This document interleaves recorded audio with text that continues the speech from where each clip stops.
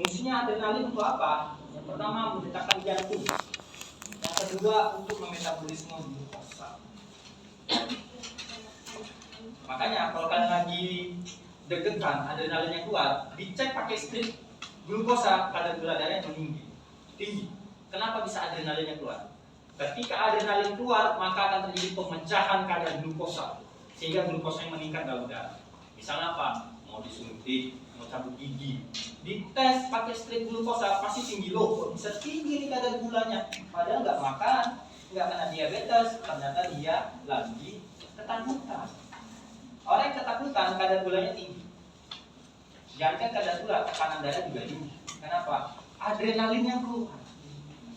Ketika hormon adrenalin keluar, maka akan terjadi pemecahan glukosa sebanyak-banyaknya. Kalau dicek kadar glukosanya pasti tinggi, karena glukosanya banyak. Nah, kalau terjadi masalah pada fungsi ginjal, maka akan terjadi penyakit namanya gagal ginjal. Atau namanya akut kidney injury. Ya, akut kidney injury. Ada yang akut, ada yang kronis. Jadi gagal ginjal itu ada yang akut, ada yang kronis ya, GGK sama GGK. Oke, kita lihat di sini. Kenapa kita diciptakan ginjal? Ternyata ginjal itu adalah mesin cucinya tubuh. Kita itu makan segala jenis makanan, ya, yang racun itu kita makan, berwarna pemanis, segala macam, ya. Orang yang udah manis pun kita makan pemanis. Nah, akibatnya apa? Itu kan racun. Harus dicuci sebelum dia dibuang. Ya. Organ mesin cuci dalam tubuh adalah ginjal. Makanya kita itu punya 2 ginjal. Ya. Ini sudah saya jelaskan di genetik ya, di mana darah itu masuk dari pembuluh darah aferen, kemudian masuk ke pembuluh merulus, dicuci. Akhirnya racun yang kita sebut ada 4 tadi, ureum, kreatinin, asam urat, sama urea nitrogen, dia akan dikeluarkan. Sementara mineral, nutrisi, vitamin itu akan diserap kembali, makanya reabsorpsi. Ginjal itu adalah tempat pencucian darah. Kenapa darah harus dicuci? Karena kita banyak mengkonsumsi makanan yang beracun. Ketika kita makan yang beracun, racun itu masuk dalam pembuluh darah. Akibatnya kalau nggak dicuci, darah kita penuh dengan racun. Darah itu membawa nutrisi ke semua organ. Kalau di dalam darah ada racun, maka dia akan bawa kemana? Ke otak, jadi stroke. Ke mata, matanya buta. Ke jantung bisa PJK, penyakit jantung koroner. Ke hati, hatinya bisa rusak. Ke paru-paru, hancur paru-paru. Jadi tidak boleh ada racun di dalam pembuluh darah. Untuk menghilangkan racun dalam pembuluh darah, maka harus dilakukan yang namanya detoksifikasi. Orang sering sebut detox ya, detoksifikasi. Menetralkan racun. Ada 2 organ. Yang pertama hati, yang kedua ginjal. Ya, yang pertama hati, yang kedua ginjal. Makanya kalau ada orang bilang busuk hatinya berarti banyak makan.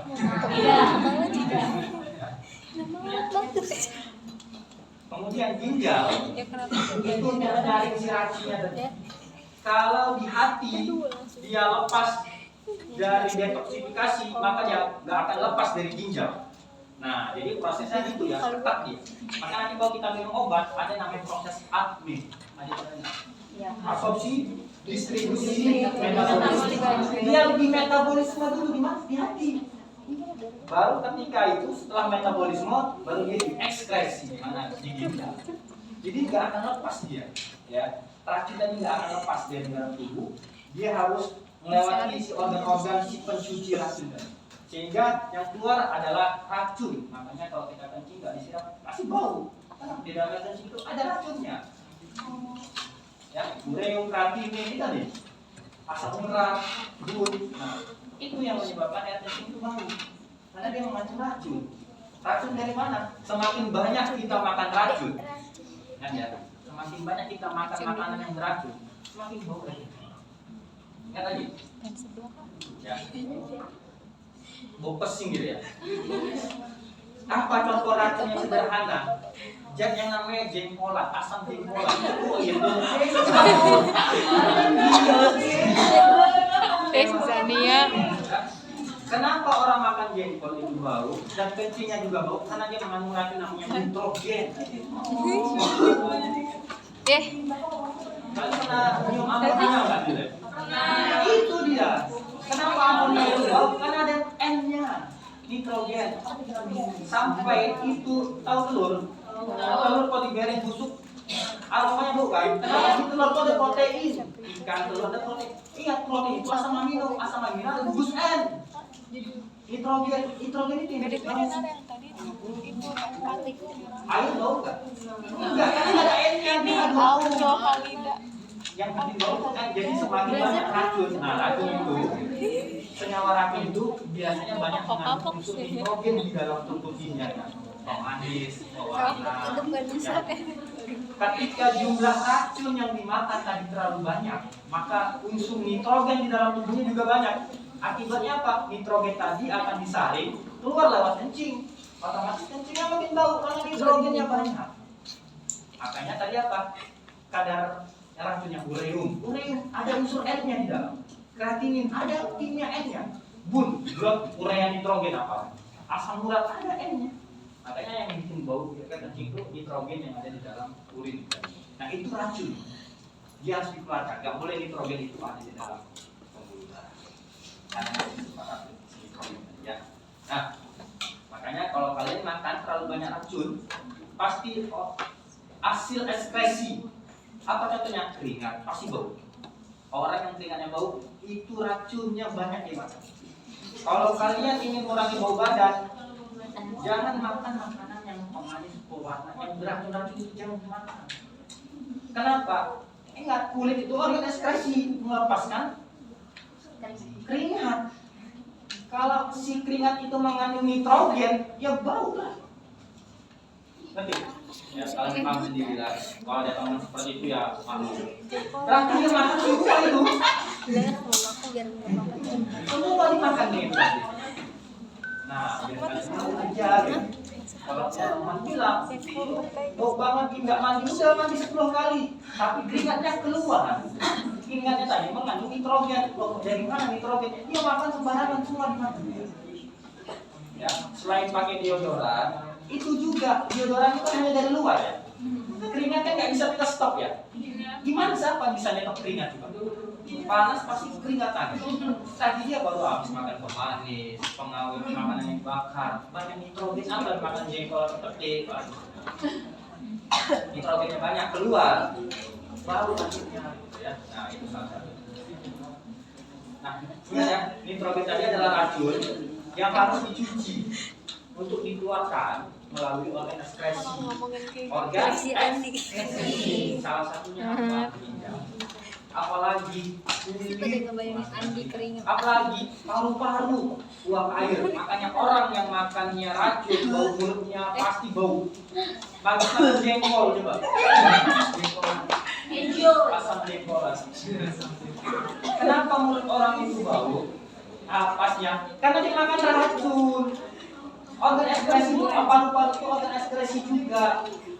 Kalau kalian nggak percaya si paru-parunya organ ekskresi, coba bernapas di kaca. Apa yang keluar? Embun. Ngapain kan? Itu organ ekskresi yang digunakan. Apa yang kalian makan mempengaruhi hasil yang dikeluarkan. Ingat ya. Apa yang kita makan mempengaruhi hasil ekskresi yang dikeluarkan. Makan yang beracun pasti hasil ekskresinya pasti bau. Tapi makan makanan yang biasa, buah, sayur, tidak akan terlalu. Ya. Oke, paham? Jadi racun tadi dikeluarkan bagus ya. Yang nggak tahan itu orang lain. Sama dia bagus, ya biarin aja bau badannya, bau napasnya, kencingnya bau. Itu racun dalam diri dia gitu. Yang tersiksa ya orang lain. Tapi sadar diri juga, masa kita bisa orang lain kan? Kayak dibatasi gitu. Emang yang manis-manis, yang pewarna-pewarna itu enak, betul saya akui. Tapi nggak enak buat orang lain gitu. Ya, efek ekskresinya itu, hasil ekskresinya siapa? Mereka yang buang tadi ya. Nah, dan itu harus dibuang ya. Kemudian kita lihat fungsi ginjal ini mengekskresikan. Ada yang pertama, zat yang merugikan ya, salah satunya tadi zat racun. Ngapain kita tahan dalam tubuh, dia kan merugikan ya. yang merugikan, mengganggu keseimbangan air dalam tubuh. Ingat, kalau kita terlalu sedikit air jadi kekurangan cairan dehidrasi. Jadi mengatur keseimbangan elektrolit adalah si ginjal, ya. Makanya obat-obat diuretik kerja di mana? Ya, diuretik kerja di ginjal, dia menghambat si elektrolit untuk diserap kembali. Konsentrasi garam, ya, tadi ya garam natrium, ya. Kemudian mempertahankan pH plasma. Ingat, pH tubuh kita 7 plasma. Kalau pH 7 namanya apa? Netral. Enggak, namanya apa? pH 7. Ada yang pH-nya 7, ada yang 0,9%. Itu namanya. Ada yang pH 7, ada 0,9 aja. Pernah dengar itu? pH 7 namanya apa? Isohidri. Kalau 0,9% isotonis. Ya, maka ada cairan isotonik, gitu kan? Cairan isotonik adalah cairan yang sama seperti cairan tubuh, karena dia 0,9%. Makanya kita lihat itu 0,9%. Kenapa 0,9%? Karena dia pH-nya 7 dan dia isotonis. pH 7 maksudnya apa? Isohidri. Isohidri artinya apa? pH-nya 7, netral. Sama seperti pH 7. Ya. Oke, ada pertanyaan? Jelas? Nah, jadi si ginjal ini mempertahankan pH supaya pH dalam plasma itu tetap dalam keadaan isohidri. Nah, ini anatominya sudah dijelaskan, ya. Di ini, ya, di semester 1 saya hanya mengkaji ulang, ya. Jadi anatomi ginjal ada kiri dan kanan, gitu, ya. Apa sih ginjal itu anatomnya, bisa lihat aja. Salah satu untuk organ mencuci itu adalah glomerulus di dalam kapsul Bowman. Nah, tadi yang ginjal normal. Kalau terjadi masalah pada ginjal, penyakitnya nih sekarang. Ya, terjadi kesalahan pada misalnya kerusakan pada si kapsul Bowman tadi, sehingga reabsorpsinya terganggu, maka racun yang tadinya dibuang diserap lagi, yang mengakibatkan si ginjalnya rusak. Kalau ginjalnya rusak,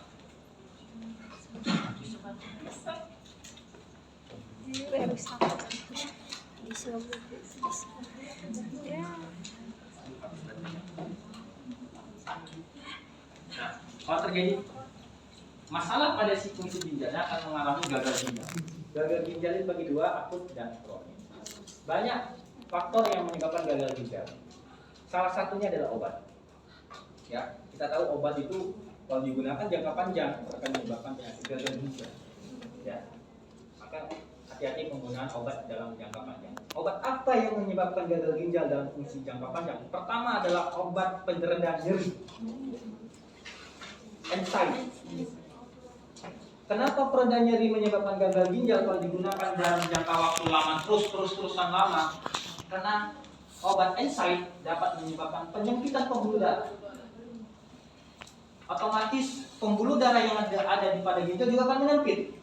Racun yang mau disaring jumlahnya akan sedikit yang masuk ke dalam ginjal, menyebabkan racun tadi akan balik lagi ke dalam tubuh. Efeknya apa? GFR ginjal akan turun. Namanya glomerulus filtration rate, laju filtrasi glomerulus. Kalau GFR-nya turun akan menyebabkan gagal ginjal. Itu yang pertama, ya. Obat NSAID. Yang kedua, obat-obat apa yang menyebabkan gagal ginjal? Obat-obat gula. Salah satunya adalah metformin. Kenapa metformin menyebabkan gagal ginjal pada pasien diabetes kalau penggunaan jangka panjang? Karena metformin menyebabkan peningkatan laktat. Kalau saya jelasin, asidosis laktat. Laktatnya ini numpuk di ginjal. Semakin banyak si laktat di ginjal, rusak ginjalnya. Yang kedua adalah obat antibiotika golongan aminoglikosida dan kloroquinolone. Aminoglikosida contohnya apa? Amikasin, gentamisin, pernah dengar? Itu menyebabkan penurunan fungsi ginjal. Makanya mereka itu disebut dengan nephrotoxin. antibiotik yang dapat merusak ginjal, nephrotoxin. Kemudian apa lagi?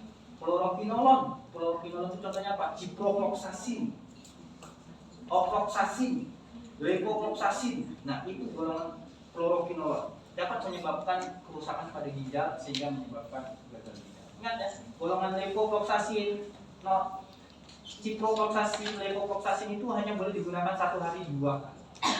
Jangan sampai 3, gagal ginjal akut nanti. Batas maksimal golongan fluoroquinolone adalah 1000 mg per hari. Ya, berarti kalau dalam satu kapletnya dia 500, dia hanya boleh minum pagi dan malam. Jangan kasih 3, gagal ginjal lagi. Gagal ginjal akut. Nah, itu bahayanya si antibiotik. Si golongan amino dan fluoroquinolone tadi ya. Jadi kalau ditanya obat-obat yang menyebabkan gagal ginjal apa? Banyak sebenarnya, tapi yang 3 tadi harus di-highlight. NSAID, golongan biguanid dalam hal metformin, yang ketiga ada golongan antibiotik dalam itu aminoglikosida dan fluoroquinolone. Ya, aminoglikosida. Aminoglikosida contohnya amikasin, gentamisin, streptomycin. Sama golongan fluoroquinolone, ofloxacin, ciprofloxacin, levofloxacin, norfloxacin, amifloxacin dan lain sebagainya. Ya, itu obat-obat yang dapat membuat GFR turun. Kalau ditanya orang GFR itu apa? Glomerulus filtration rate, laju filtrasi glomerulus. Kalau GFR-nya turun akan terjadi perubahan perfusi ginjal. Perfusi adalah kekuatan ginjal untuk menyaring si darah tadi. Kalau turun berarti kekuatannya juga akan turun, akan terjadilah gagal. Namanya juga gagal. Siapa yang gagal? Ginjalnya. Gagal ngapain? Gagal nyuci darah. Sehingga kalau dia gagal nyuci darah, bisa nggak darah dicuci? Tidak. Pakai ginjal yang baru dalam bentuk mesin, maka disebut dengan hemodialisa. Ya.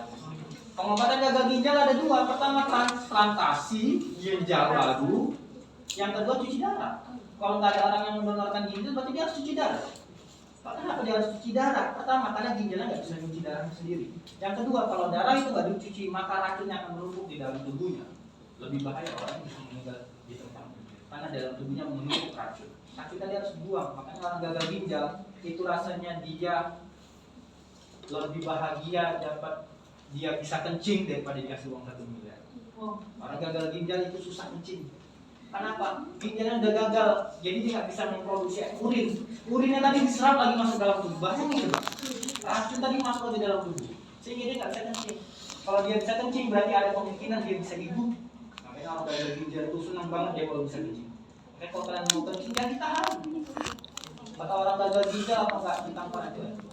Karena dia mau kencing, kalau senang kencing. Ya, tadi makanya. Kalau orang kena gagal ginjal, ada 2 pengobatannya. Pertama transplantasi, penggantian ginjal ya, donor. Yang kedua cuci darah. Kalau ada transplantasi, oke, selesai cerita. Kalau nggak ada, berarti cuci darah. Ya, cuci darah terus. Ya. Nah, Pak, ada nggak obat gagal ginjal? Tidak ada. Ya, ini hanya secara teori ya, gagal ginjal. Nanti dibaca aja ya. Ini nggak saya jelaskan secara teori doang, ini bisa dibaca. Tapi secara prakteknya, saya langsung menjelaskan secara praktek terkait dengan gagal ginjal. Ya. Rusaknya di mana ginjal tersebut? Ada prarenal, belum berarti pra itu sebelum di ginjal di atas. Ada intrarenal di dalam renal, ada postrenal setelah renal, setelah ginjal. Ya, patogenesis. Bisa. Nah ya, ini manifestasinya tekanan darahnya tinggi, kemudian ya berkeringatan, muntah segala macam gitu ya. Yang paling mudah untuk dikenali orang gagal ginjal adalah nyeri pada pinggang. Ya, makanya orang yang nyeri pada pinggangnya itu jangan dipijit. Aduh, nyeri, oh dia kecapean, rupanya ada masalah. Bisa aja dia kena infeksi saluran kemih, bisa. Kemudian peradangan pada ginjal. Bisa lagi namanya hidronefrosis. Hidronefrosis itu penumpukan cairan pada ginjal. Akibat apa hidronefrosis? Batu ginjal. Batu ginjal akan menyumbat urin untuk keluar, sehingga apa? Numpuk urinnya di ginjal. Kalau numpuk urin di ginjal, bengkaklah ginjalnya. Nama penyakitnya hidro itu air. Nefrosis, peradangan pada nefron dan tentunya. Kenapa bisa terjadi hidronefrosis? Penyumbatan pada saluran uretra yang disebabkan oleh batu. Ketika batunya nyumbat, terjadi penumpukan cairan, ginjalnya buka. Terjadi penyakit hidronefrosis. Nah, banyak gejala-gejala manifestasi tadi ya, ini ya. Kemudian terapinya, ini terapi hanya sebagai pengeluar cairan. Tadi saya bilang, orang gagal ginjal nggak bisa apa nih? Uji. Maka kita berikan dia obat-obat diuretik untuk mengeluarkan cairan tadi, biar si racunnya bisa keluar. Itu yang pertama. Tapi pemberian diuretik ini dilihat hanya untuk gagal ginjal yang stadium awal. Kalau stadium akhir nggak guna, malah memperparah si kerja ginjal. Ginjal itu gagal ginjal stadiumnya ada 4. Stadium 1, 2, 3, dan terminal. Bukan terminal besar. Stage terminal. Kalau dia sudah kena gagal ginjal stage 2, bisa balik ke status 1 enggak? Tidak bisa. Ya. Kalau sudah kena stage 1, 2, berarti kalau dia udah berada di sini, dia nggak bisa akan balik lagi ke sini. Nggak bisa. Dia akan terus ke sini dan ke sini sampai akhirnya dia akan cuci darah. Cuci darah itu titik terminal. Cara supaya dia kesininya tidak cepat dengan cara pemberian obat. Nah, obat diberikan agar tidak terjadi peningkatan atau kecepatan progres stadium gagal ginjal. Jadi kalau orang kena gagal ginjal diberikan obat bukan untuk menyembuhkan penyakit gagal ginjalnya, tapi untuk memperlama supaya dia nggak masuk ke step selanjutnya. Misalnya dia minum obat, jadi 2 ke 3 bisa 2 tahun. Kalau nggak minum obat bisa 6 bulan. Oke, obat hanya memperlama, bukan mengobati. Jadi mengobati gagal ginjal ada obatnya? Tidak. Makanya jangan sampai kena gagal ginjal, walaupun step 1, jangan sampai. Jaga ginjal. Pertanyaannya bagaimana jaga ginjal? Pak, pertama ginjal takut sama garam. Jangan sering-sering makan micin ya.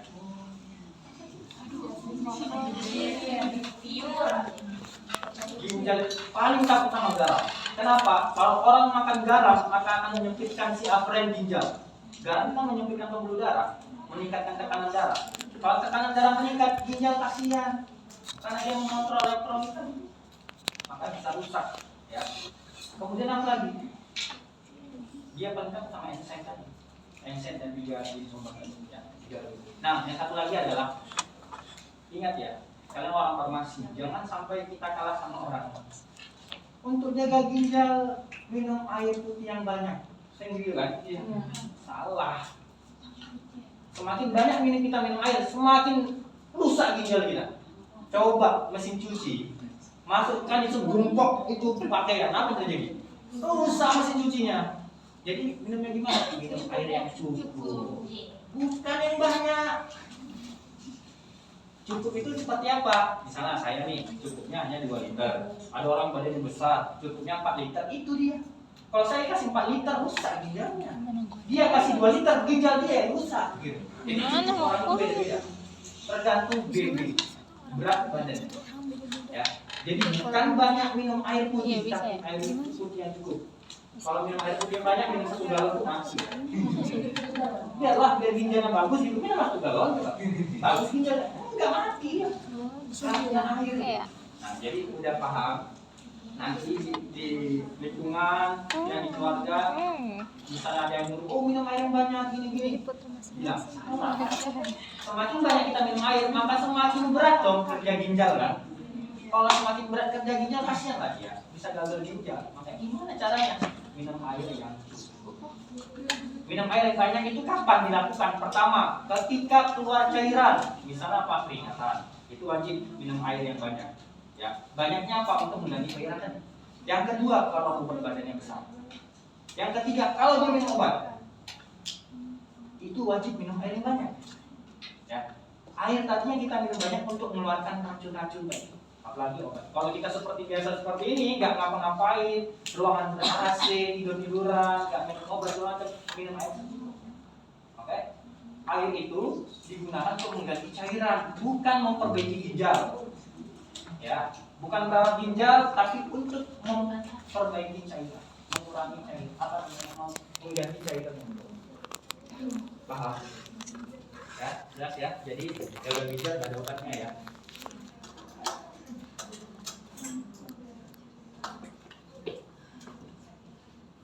Nah ini gagal ginjal kronik. Gagal ginjal kronik itu kalau GFR-nya kurang dari 60 ml per menit, ya. Kemudian terjadi tanda-tanda ginjal kronik itu ada terjadi atau terdapat protein dalam urin. Nah nanti kalian harus bisa baca hasil lab. Kalau di farmakoterapi hasil lab itu dia di bagian objektif. Ada SOAP ya, subjektif, objektif, assessment sama plan. Kalau hasil lab dia di objektif. Kalau di objektifnya hasil labnya ada protein, maka pasien ini juga ada masalah pada ginjal. Jadi kalau di dalam urin kita ada protein, ada masalah pada ginjal. Di urin kita, karena apa? Protein ini nggak boleh dibuang, diserap lagi. Kalau dia dibuang, ada masalah dong pada ginjal. Gitu ya. Kemudian lagi kalau di dalam darah ada asam urat yang terlalu tinggi, ada masalah pada ginjal. Kenapa? Asam urat nggak boleh diserap lagi, dia harus dibuang. Kalau dia diserap lagi berarti ada masalah pada ginjal. Orang yang kena asam urat itu tanda-tanda ginjal lagi bermasalah. Ya. Tanda-tanda sederhana orang yang masalah pada ginjalnya, dia tinggi asam urat. Keren lagi video. Kalau tinggi asam uratnya berarti ginjal lagi bermasalah. Bukan gagal ginjal ya, tapi lagi bermasalah. Asam urat harus dibuang. Tapi kenapa ada dalam pembuluh darah? Itu kan ada tanda besar. Berarti ada masalah pada organ pembuangan. Nggak bersih yang membuang si asam urat tadi, sehingga masih tertinggal dalam pembuluh darah. Berarti tanda tanya ini ginjal lagi bermasalah. Paham? Akut, gagal ginjal akut terjadi seketika. Seminggu langsung terjadi gagal ginjal akut. Makanya kemarin ya ada gagal ginjal akut kan, yang dari etilen glikol kan, itu namanya gagal ginjal akut. Kenapa? Dia ketika diminum seketika langsung terjadi. Itu namanya akut. Ya, misalnya gini, benturan kepala ke dinding langsung bengkak. Nah itu gejala akut, Akut berarti langsung terjadi seketika. Tapi kalau